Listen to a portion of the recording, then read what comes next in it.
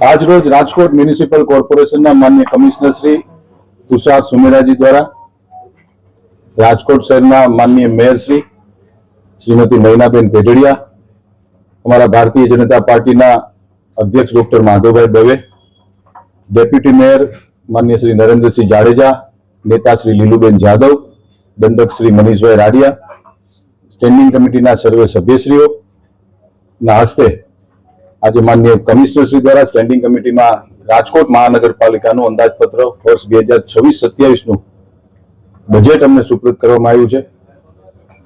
છેલ્લા 50 વર્ષથી રાજકોટ શહેરના નગરજનો દ્વારા ભારતીય જનતા પાર્ટીના અમે સૌ કાર્યકર્તાઓને જે જવાબદારી, અમે આને સત્તાનું માધ્યમ નથી ગણતા, જ્યારે અમે જવાબદારી ગણી છે, અમને જે સેવાનો મોકો આપ્યો છે, કુલ મિલાવીને કહી શકાય કે આ 52મું બજેટ રાજકોટ શહેરના મહાનગરપાલિકા દ્વારા અધિકારીશ્રીઓએ પદાધિકારીને આપ્યું છે. આજે આ બજેટ જ્યારે મ્યુનિસિપલ કમિશનરશ્રીની એક પરંપરા છે, એક મુજબ જ્યારે આપતા હોય ત્યારે હંમેશા અમે ભારતીય જનતા પાર્ટીના કાર્યકર્તાઓ અમે કહેતા આવ્યા છીએ કે અમે જ્યારે આને સત્તાનું માધ્યમ નથી ગણતા, અમે સેવાનું માધ્યમ ગણી હતી. ત્યારે આ રાજકોટ રંગીલું રાજકોટ છે. આ રાજકોટ મારું એકલાનું નથી, આ રાજકોટ આપણા સૌનું રાજકોટ છે.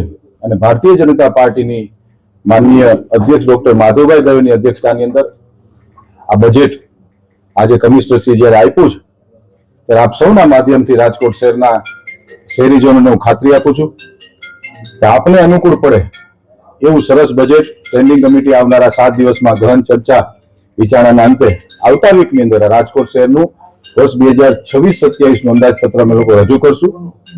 આપણા સૌના રાજકોટ માટેનું આ સારું બજેટ આવનારા વીકની અંદર અમે સૌ રજૂ કરવા જઈ રહ્યા છીએ. ધન્યવાદ મિત્રો.